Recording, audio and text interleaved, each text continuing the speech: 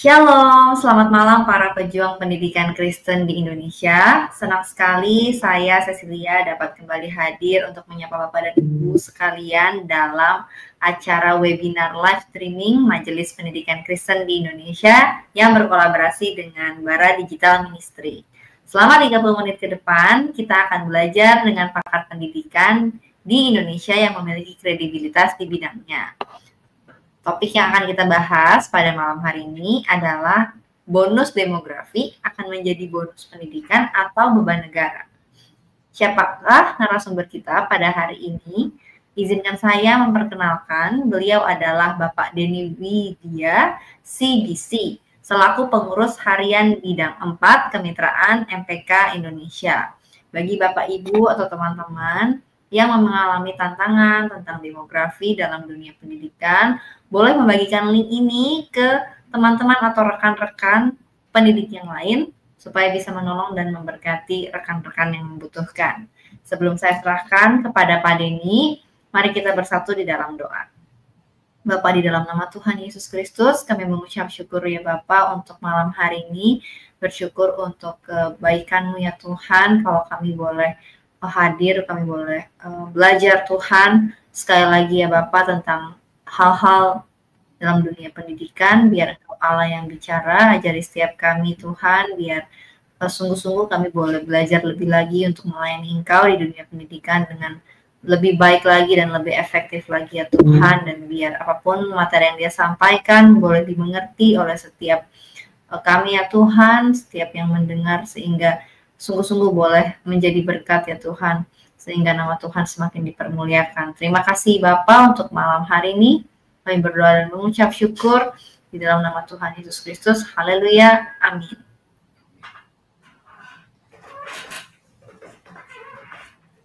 Ya, terima kasih Bu Cecil. Shalom para penonton yang menonton channel ini di Bara Digital. Pada malam hari ini saya Denny Widya CBC, saya pengurus MPK bidang 4 Kemitraan. Saya akan membahas mengenai bonus demografi ya. Nah, bonus demografi akan menjadi bonus pendidikan atau beban negara.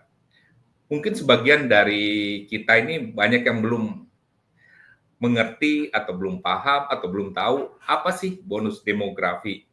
Kalau saya ngobrol dengan orang, saya bertanya, Anda tahu nggak bonus demografi? Oh, apa itu? Saya percaya mungkin sebagian besar orang belum mengetahui apa itu bonus demografi. Padahal kalau setiap orang dikasih bonus pasti mau, betul nggak?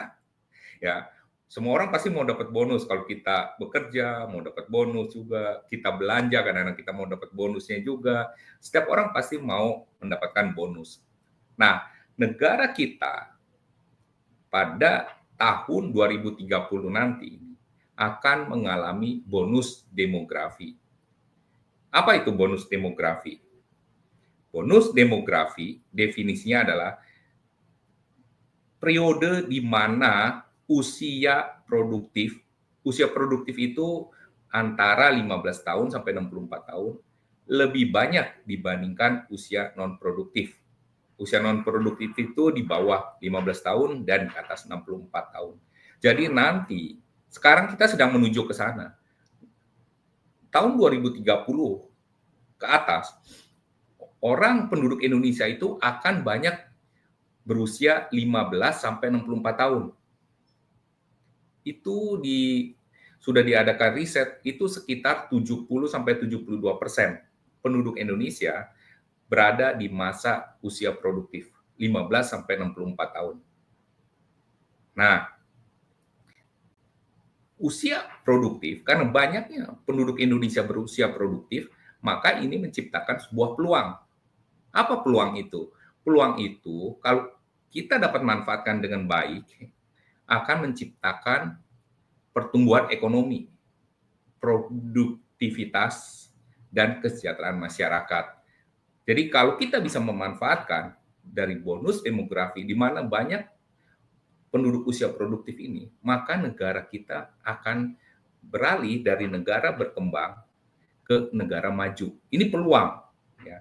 peluang yang kita bisa dapatkan dari bonus demografi. Apakah bonus demografi ini datang terus-menerus? Enggak. The bonus demografi di suatu negara hanya terjadi dalam suatu waktu tertentu. Itu tidak terjadi sepanjang masa. Nah, menurut sensus, menurut riset segala, itu akan terjadi di Indonesia tahun 2030. Ya, kita akan lihat apakah bonus demografi ini bisa menjadi peluang kita mendapatkan manfaatnya atau malah menjadi bom waktu bagi Indonesia, ya. Nah, kita bisa lihat di sini manfaat bonus demografi di Indonesia adalah meningkatkan produktivitas yang saya katakan tadi. Maksudnya apa? Dengan proporsi usia penduduk yang produktif, yaitu antara 15 sampai 64 tahun, yang lebih besar, penduduk produktif ini berjumlah sekitar 70%, ya. Maka Indonesia punya kesempatan untuk meningkatkan produktivitas dan daya saing secara signifikan. Karena apa? Mayoritas penduduk Indonesia adalah penduduk usia produktif. Mereka bisa aktif bekerja. Mereka punya tenaga yang kuat. Mereka berada dalam fase sedang energik sekali dari dalam usia yang produktif. Ya. Nah, kemudian apalagi manfaatnya? Manfaatnya yaitu mendorong inovasi. Bonus demografi dapat memicu tumbuhnya ide-ide kreatif dan inovatif, mendorong kemajuan teknologi dan pembangunan dengan lahirnya banyak startup company, ya. Maka sekarang kita lihat banyak startup company yang berdiri dengan dimotori oleh anak-anak muda, anak-anak usia produktif, ya. Nah, kemudian itu manfaat yang kita bisa dapatkan ketika kita bisa memanfaatkan bonus demografi ini. Nanti kita akan lihat beberapa negara, contoh negara yang berhasil dengan bonus demografinya dan contoh beberapa negara yang gagal dengan bonus demografinya. Nah, Indonesia akan masuk di negara yang mana? Yang berhasil dengan bonus demografi atau gagal dengan demografinya. Kalau saya berharap Indonesia akan masuk menjadi negara yang berhasil dengan bonus demografi, sehingga kita akan meningkat, naik level ke negara, menjadi negara yang maju. Ya. Nah, itu tadi manfaat potensi dari bonus demografi. Nah, sekarang kita akan lihat resiko jika kita tidak dapat mengelola bonus demografi ini dengan baik. Ya, apabila negara kita tidak bisa mengelola bonus demografi ini dengan baik, maka akan terjadi pengangguran massal yang akibatnya terjadi kemiskinan, ya. Maka kenapa? Karena ketika usia produktif itu yang banyak 70%, bayangkan usia produktif 70%, kalau pemerintah dan swasta, ya, pemerintah dan swasta lah, tidak dapat menyiapkan lapangan kerja untuk menampung mereka di usia produktif tersebut, maka akhirnya akan banyak yang menganggur. Ya. Akhirnya ketika banyak yang menganggur, ujung-ujungnya apa? Terjadi kemiskinan dan ketimpangan sosial.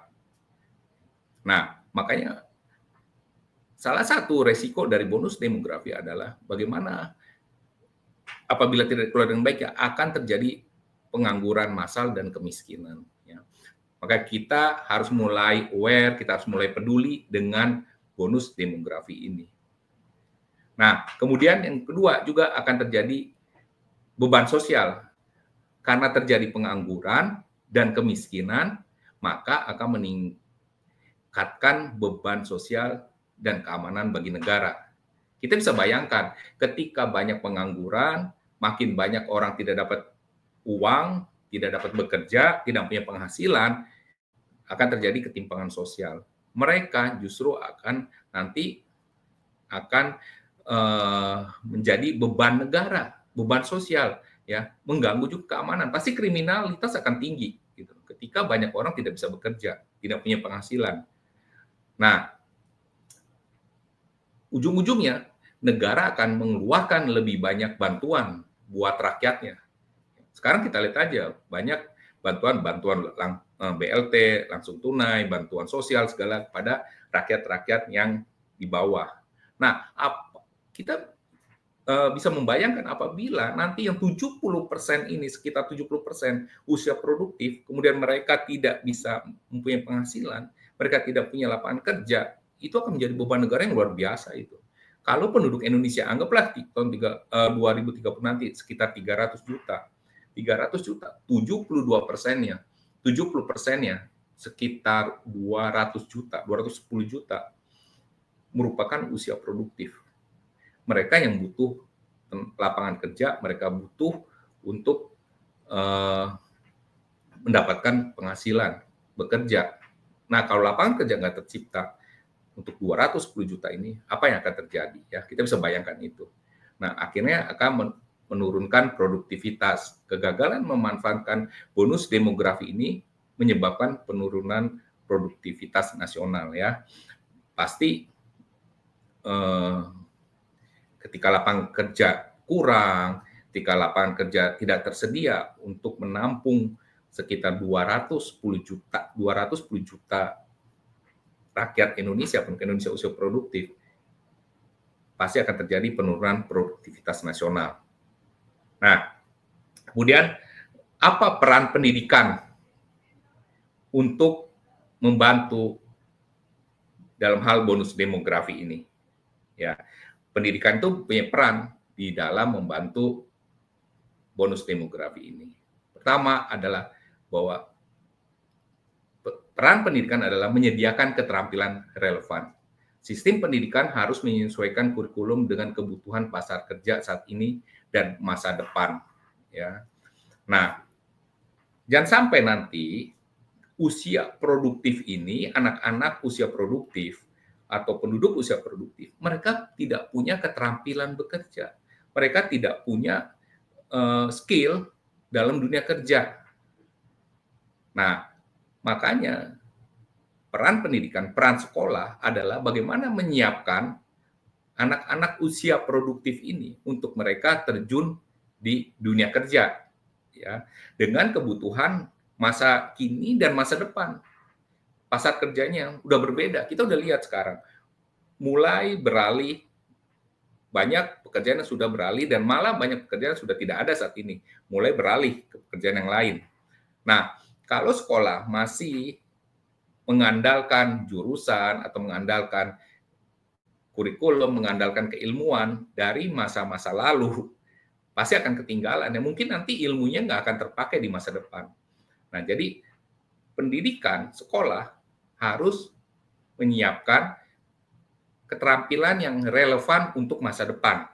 Ya, masa depan itu apa? Sekarang kita mulai banyak beralih ke teknologi AI, ke industri-industri yang mungkin masa lalu nggak ada, ya, mobil listrik, teknologi yang mungkin nanti ruang angkasa. Nah, peran pendidikan itu mulai beralih ke apa yang dibutuhkan nanti masa depan. Pendidikan apa yang dibutuhkan buat masa depan? Keterampilan apa yang dibutuhkan untuk masa depan, ya. Nah, kemudian meningkatkan kualitas SDM-nya. Pendidikan kualitas dapat menghasilkan tenaga kerja yang terampil, kreatif, dan berdaya saing global, ya. Jadi juga selain pendidikan menyiapkan keterampilan yang relevan untuk masa depan, juga harus meningkatkan kualitas sumber daya manusianya. Mau nggak mau itu harus dilakukan oleh dunia pendidikan, ya. Karena kalau kita tidak melakukan itu, kita akan gagal dengan bonus demografi ini. Nah, kemudian tantangan kualitas pendidikan di Indonesia saat ini. Ya, kita lihat nih, disparitas akses, ya. Ketimpangan akses pendidikan berkualitas antara daerah perkotaan dan pedesaan, serta kelompok ekonomi atas dan bawah. Ya, kita sekarang banyak melihat tidak semua penduduk Indonesia mendapat kesempatan pendidikan yang sama, berkualitas sama. Antara di kota, di desa, dan juga untuk masyarakat ekonomi lemah atau masyarakat ekonomi bawah dengan masyarakat ekonomi atas. Nah, maka tantangan ini harus dapat kita atasi. Bagaimana menciptakan kesetaraan pendidikan di setiap daerah. Mungkin sekarang yang range-nya selisih, andai kata kita pakai angka, misal selisih 5, mungkin nanti akan jadi selisihnya hanya 2. Ya. Makin mendekatkan kualitas pendidikan di setiap area di Indonesia, walaupun dari Sabang sampai Merauke itu kualitas pendidikannya setara lah. Itu yang akan dihadapi oleh pendidikan di Indonesia. Terus kualitas pengajaran juga masih terdapat keterbatasan dalam kompetensi dan kesejahteraan guru yang berdampak pada kualitas pembelajaran. Banyak guru yang hanya mendapatkan honor yang kecil. Di daerah-daerah honor guru itu hanya berapa ratus ribu satu bulan. Nah, bagaimana mereka dapat melakukan totalitas ketika kesejahteraan guru ini yang tidak diperhatikan. Ya, nah kita harus juga memperhatikan kualitas guru, kesejahteraan gurunya. Apa yang kita bisa lakukan dengan kualitas kesejahteraan guru supaya minimal mereka bisa hidup dengan sejahtera dalam tingkat sejahtera ya minimal lah mereka bisa sejahtera. Jangan sampai mereka hidup di bawah tingkat kesejahteraan. Ya. Nah, kemudian bagaimana kita harus menyiapkan tenaga kerja yang produktif, yaitu pendidikan berkualitas. Pertama, pendidikan berkualitas itu memperkuat sistem pendidikan yang relevan dan kebutuhan pasar kerja. Seperti yang tadi saya sampaikan ya, nanti harus sekolah mulai berpikir, mulai merencanakan bahwa jurusan yang ada di sekolah mereka atau pelajaran yang ada di mereka tuh harus bisa mendukung kebutuhan masa depan, pasar masa depan. Sudah mungkin sebagian sudah sekarang udah absolut, udah ketinggalan, udah kuno, udah nggak terpakai untuk kebutuhan kerja masa depan. Nggak usah diteruskan. Nah, pelatihan keterampilan. Menyediakan program pelatihan keterampilan yang selaras dengan tren industri saat ini. Ya. Kemudian pemberdayaan perempuan, memastikan kesempatan yang setara bagi perempuan untuk berpartisipasi di pasar kerja. Sekarang juga kita sudah ada banyak bertontonkan ada Menteri Pemberdayaan Perempuan dan juga ini harus terus ditingkatkan. Ya. Nah, untuk itu kita perlu sinergi antara pemerintah, swasta, dan masyarakat. Apa yang harus kita lakukan nih untuk menghadapi bonus demografi ini khususnya di bidang pendidikan ya. Ya. Nah, perlunya sinergi antara pemerintah, swasta dan masyarakat ya. Nah, tugas pemerintah apa? Menyiapkan kebijakan dan program yang mendorong peningkatan kualitas SDM. Pemerintah sebagai regulator menyiapkan kebijakan, menyiapkan regulasi. Nah, terus peran swasta berinvestasi dalam pengembangan kompetensi karyawan dan mendukung inovasi. Ya. Dan peran masyarakat apa? Berpartisipasi aktif dalam program peningkatan kualitas pendidikan dan pelatihan. Jadi setiap bagian memainkan perannya masing-masing, mengambil perannya masing-masing, apakah itu pemerintah, swasta, dan masyarakat. Agar apa? Agar terjadi sinergisitas sehingga dunia pendidikan Indonesia ini akan berkembang lebih baik. Ya. Nah, kemudian strategi pemanfaatan bonus demografi. Nah, pertama itu adalah investasi pendidikan. Ya. Pasti itu diperlukan. Kenapa? Karena akan banyak usia produktif yang nanti akan memerlukan pendidikan. Perlu investasi pendidikan. Kemudian pengembangan keterampilan. Ya. Perlu pengembangan keterampilan yang sesuai dengan kebutuhan kerja masa akan datang. Kemudian penyediaan lapangan kerja. Karena akan ada 70% usia produktif yang memerlukan pekerjaan. Kemudian pemberdayaan sumber daya manusia.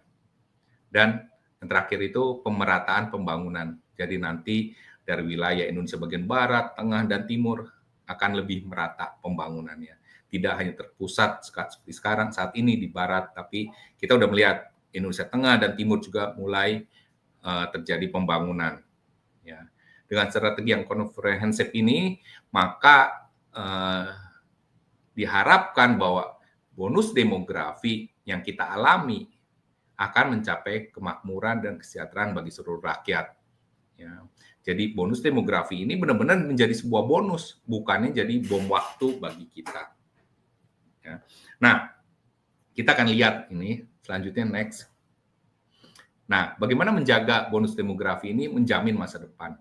Ya, jadi nanti bonus demografi itu dari tahun 2030 sampai tahun 2038. Usia produktif itu yang akan sekitar 70% ini. Proporsi usia produktif yang tadi ya, 15 sampai 64 tahun. Nah, di masa-masa transisi ini ya, kita harus menyiapkan persiapan yang matang dan komitmen bersama sebagai bonus demografi ini sebagai batu loncatan menuju negara yang lebih maju, lebih sejahtera ya, bagi generasi masa depan. Mungkin yang kita saat ini sudah berumur hampir 60, ya nanti tidak akan merasakan bonus demografi ini, mungkin sebagian ya, tapi kita bisa memberikan warisan, legacy kepada anak-anak kita. Mereka bisa menjadi anak-anak usia produktif yang unggul sumber daya manusianya. Jadi ketika kita dapat memanfaatkan bonus demografi dengan menguatkan sumber daya manusianya, maka kita akan menjadi negara yang maju. Ya. Kita akan lihat contoh-contoh negara yang berhasil ya. Ya, next. Nah, di sini ada contoh negara berhasil dengan bonus demografi. Itu pertama Jepang, ya. Kemudian Korea Selatan, Singapura. Ini kalau teman-teman ingat cerita Jepang, ya. Jepang ini waktu kalah di Perang Dunia Kedua. Waktu dibom Hiroshima Nagasaki oleh sekutu, ya. Ketika dua kota itu dibom, mereka mengalami kekalahan. Kaisar Hirohito waktu itu pernah bertanya kepada para jenderalnya, sisa berapa guru yang ada di negara ini. Waktu itu jenderalnya kaget-kaget. Mengapa? Kaisar mereka menanyakan tentang guru. Sebagian jenderal jawab, tenang, kami akan melindungi kaisar. Mereka berpikir bahwa kaisar ini perlu perlindungan. Tapi kenapa perlu perlindungan dengan seorang guru gitu? Tapi yang kaisar maksudkan bahwa dengan guru, bangsa Jepang akan membangun pendidikannya. Saat itu, bangsa Jepang secara teknologi tertinggal oleh Amerika. Mereka udah ada bom atom, ya, maka mereka kalah. Nah, waktu itu Kaisar Hirohito ingin membangun pendidikan bangsa Jepang. Waktu itu dihitung ada sekitar 45.000 guru di Jepang. Dan saat itu benar-benar Kaisar menaruh perhatian pada guru tersebut dan membangun pendidikan di Jepang. Dan kita bisa melihat sejak Jepang mengalami kekalahan di Perang Dunia Kedua, mereka bisa bangkit karena dunia pendidikannya. Ya. Kemudian juga tadi ada Korea Selatan. Kita tahu Korea Selatan bisa memanfaatkan bonus demografinya. Mereka juga mempunyai keterampilan yang mendukung masa depan. Sekarang kita lihat teknologi di Korea Selatan dengan K-pop-nya, dengan drakornya, sudah meluas kemana-mana, dan juga Singapura ya. Mereka yang bisa contoh negara yang bisa memanfaatkan bonus demografi. Nah, ini ada juga negara-negara yang gagal memanfaatkan bonus demografi. Contohnya ada Brazil, Argentina, dan Afrika Selatan. Nah, Indonesia yang saat ini sedang menuju ke sana, menuju bonus demografi tahun 2030 ini, kita akan berada di mana nantinya? Kita akan berhasilkah memanfaatkan bonus demografi ini, atau kita tidak berhasil memanfaatkan bonus demografi, sehingga menjadi bom waktu bagi kita. Yang ujung-ujung nanti membebani anggaran negara ketika usia-usia produktif, tidak produktif, banyak kemiskinan, beban negara akan bertambah untuk mendukung, membiayai mereka. Ya. Nah, sekarang kita berharap bahwa mari kita ambil peran, siapapun kita ambil peran sebagai masyarakat, sebagai pihak swasta, agar kita dapat melalui bonus demografi ini menyiapkan sumber daya manusia unggul di usia produktifnya, sehingga kita bisa berhasil memanfaatkan bonus demografi dan kita bisa naik level menjadi negara maju. Nah, Bu Cecil, sementara pemaparan saya itu dulu ya. Ya, terima kasih Pak Denny untuk materi yang baru saja dibagikan. Luar biasa sekali pemaparan materinya, sangat komprehensif dan praktikal ya. Nah, kita akan langsung aja nih Pak ke pertanyaan dari teman-teman yang sudah mendengarkan. Jadi pertanyaan yang pertama adalah bagaimana cara mengatasi ketimpangan akses pendidikan berkualitas antara daerah perkotaan dan pedesaan agar semua usia produktif memiliki kesempatan yang sama. Ya, nah makanya diperlukan pemimpin negara ya yang mau mengembangkan daerah tertinggal. Kita mencontoh ya, saya lihat waktu masa kepemimpinan Pak Jokowi jadi presiden, beliau kan sudah membangun daerah Indonesia Timur itu lebih baik dari sebelumnya. Ya, saya pernah ke Papua, waktu itu ngobrol-ngobrol dengan orang sana, mereka juga merasakan ada pembangunan di Papua sejak Pak Jokowi jadi presiden. Infrastruktur dibangun, banyak sarana dibangun, gitu. Nah, untuk meratakan pendidikan timpang antara daerah yang tertinggal dan di perkotaan, pasti perlu peran serta pemerintah. Pemerintah harus turun juga memberikan guru-guru terbaik di daerah-daerah tersebut, daerah-daerah yang tertinggal ya. Karena siapa yang mau coba kalau guru tinggal di daerah yang daerah tertinggal, yang jauh aksesnya, pasti banyak yang nggak mau. Tapi kalau pemerintah mau memberikan kesejahteraan bagi mereka, walaupun mereka tinggal di daerah tertinggal, pasti mereka akan mau lah ya. Mungkin pemerintah memberikan gaji yang cukup, walaupun mereka pasti mau. Nah, maka itu peran pemerintah dan juga peran swasta. Ada swasta-swasta yang punya hati juga untuk membangun daerah-daerah tertinggal.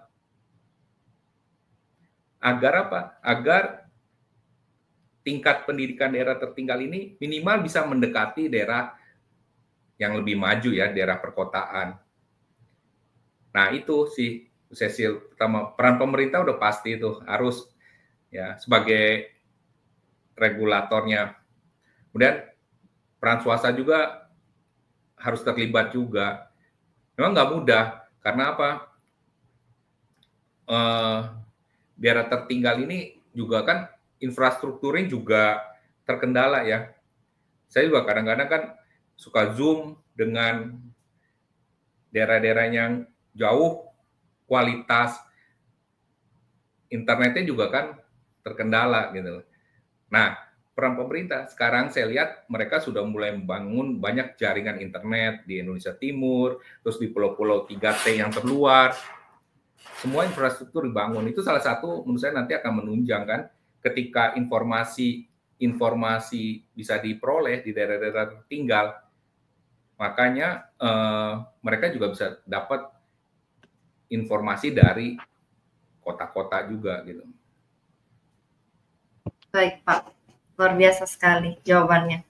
Baik, untuk pertanyaan selanjutnya nih Pak, masih ada. Ditanyakan, jika Indonesia gagal memanfaatkan bonus demografi, apa dampak jangka panjang yang mungkin akan dihadapi, dan apa kebijakan atau program prioritas yang sudah diterapkan oleh negara-negara seperti Jepang atau Korea Selatan sehingga mereka berhasil memanfaatkan bonus demografi?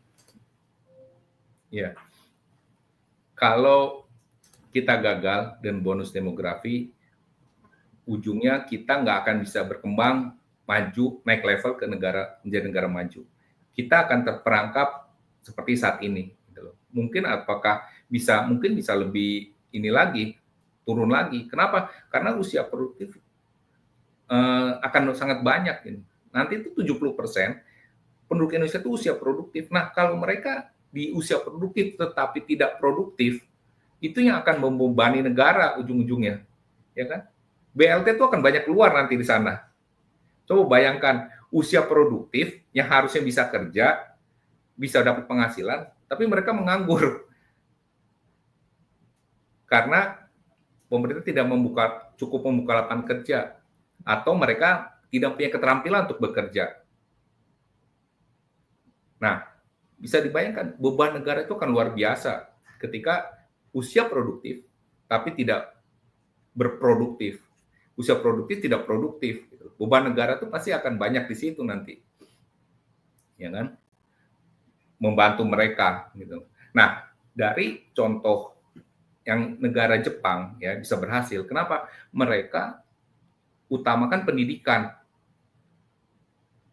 Makanya waktu Jepang kalah, seperti tadi saya katakan contohnya, waktu Jepang kalah Perang Dunia Kedua, Kaisar Hirohito mencari guru-guru. Mereka membangun pendidikan yang baik buat warganya, agar warganya ini bisa banyak belajar, berkembang keterampilannya, sehingga bisa menjadi negara maju. Kan Jepang langsung dari keterpurukan kalah Perang Dunia Kedua, mereka bisa berkembang menjadi negara maju. Kemudian Korea Selatan juga. Ya. Mereka membangun dari Perang Korea. Mereka pernah mengalami Perang Korea Utara dan Korea Selatan. Sampai saat ini kan sebenarnya masih perang juga, baru hanya gencatan senjata kan. Nah, mereka bisa menjadi negara maju karena mereka juga terampil dengan kebutuhan pasar saat ini, ya kan? Mereka bisa mengikuti itu perkembangan kesenian, kebudayaan. Coba sekarang di mana-mana kan drama Korea, drakor, K-pop, begitu mendunia kan. Terus teknologi mereka, Samsung, LG, mobil-mobil Korea. Kenapa? Karena mereka juga menyesuaikan keterampilan pendidikan mereka dengan kebutuhan masa depannya. Nah, itu yang diperlukan. Jangan sampai kita tetap dengan mengajarkan siswa dengan ilmu-ilmu yang obsolete, yang udah nggak berguna lagi di masa depan, ya kan? Nah, kita dunia pendidikan itu harus bisa beradaptasi, agile ya, lincah dengan melihat peluang kebutuhan masa depan itu apa. Nah, mulai masuk ke keterampilan itu yang bisa mendorong kita cepat. Gitu. Ya itu, Cecil. Oke, terima kasih ya Pak, terima kasih banyak. Baik, live streaming kita pada malam hari ini sudah selesai. Terima kasih banyak Pak Denny sudah menyampaikan dan menjawab setiap pertanyaan-pertanyaan dengan sangat baik. Saat ini saya juga akan menyerahkan kembali kepada Pak Denny untuk memberikan closing statement terkait keseluruhan materi dan tutup dalam doa. Silakan Pak. Ya, kita sebagai masyarakat atau kita sebagai bagian dari masyarakat Indonesia, mau nggak mau, siap atau nggak siap, kita pasti akan menghadapi bonus demografi tahun 2030. Ya. Nah, saya berharap bahwa kita mau ikut berperan. Apapun peran yang kita bisa lakukan, ambillah peran di situ. Bagaimana kita meningkatkan sumber daya manusia Indonesia menjadi sumber daya manusia unggul. Kalau kita punya anak, kita buat anak kita dorong anak kita menjadi sumber daya manusia yang unggul. Terus kalau kita punya cucu, punya teman, punya siapapun saudara, jadikan usia produktif mereka benar-benar produktif gitu loh. Jangan sampai usia produktif tapi tidak produktif. Karena nanti itu ujung-ujungnya akan menjadi beban negara. Nah, bonus demografi ini akan berlangsung dari tahun 2030 sampai sekitar 80 tahun ya mereka. Terus nanti mereka akan sampai nanti masuk ke kurva turun lagi. Nah, kita harus siapkan itu. Jangan sampai bonus demografi bukan menjadi sebuah bonus, tapi menjadi bom waktu bagi negara kita. Itu dari saya berharap mari kita ambil peran lah. Sekecil apapun peran kita ambil peran membangun sumber daya manusia Indonesia lebih unggul. Ya, itu mari kita berdoa ya langsung. Ya, Pak. Ya. Terima kasih Tuhan untuk berkat kasih-Mu pada malam hari ini Tuhan. Kami boleh sharing tentang bonus demografi, di mana bonus demografi ini siap atau tidak siap kami akan alami. Inilah berkat Tuhan sebenarnya yang Tuhan berikan bagi negara kami, bahwa Tuhan memberikan penduduk usia produktif yang cukup besar, 70% yang Tuhan berikan bagi negara Indonesia, bahwa 70% itu usia penduduk produktif. Nah, bagaimana kami mengambil peran di situ Tuhan? Tuhan yang berikan hikmat, Tuhan yang berikan kami kemampuan untuk kami bisa memanfaatkan bonus demografi yang Tuhan berikan bagi negara Indonesia, sehingga Indonesia bisa meloncat menjadi negara maju dengan adanya bonus demografi ini. Kami percaya bahwa Tuhan turut campur tangan terhadap negara ini, Tuhan yang pimpin negara ini, Tuhan yang memberikan hikmat bagi pemimpin negara ini dari presiden sampai pemerintahan di paling bawah. Tuhan yang memimpin mereka, Tuhan yang memberikan mereka roh takut akan Tuhan, Tuhan yang menyertakan mereka sehingga Indonesia menjadi berkat bagi banyak bangsa. Indonesia bisa menjadi negara yang memberkati banyak negara. Indonesia bisa menjadi negara yang maju. Indonesia bisa menjadi negara yang takut akan Tuhan dan banyak anak-anak Tuhan di negara ini. Terima kasih Tuhan buat acara malam hari ini, sharing hari ini. Engkau yang memberkati semuanya Tuhan. Engkau memberkati Bu Cecil sebagai host, Engkau memberkati MPK, berkati Pak Rinto dan semua pengurus MPK Tuhan. Dari Ketua Umum, Pak Handis, dan semua pengurus. Sehingga melalui MPK juga banyak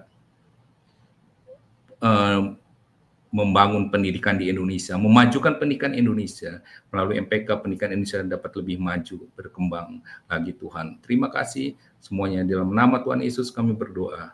Amin. Amin. Terima kasih Pak Denny. Ya, terima kasih. Tuhan memberkati.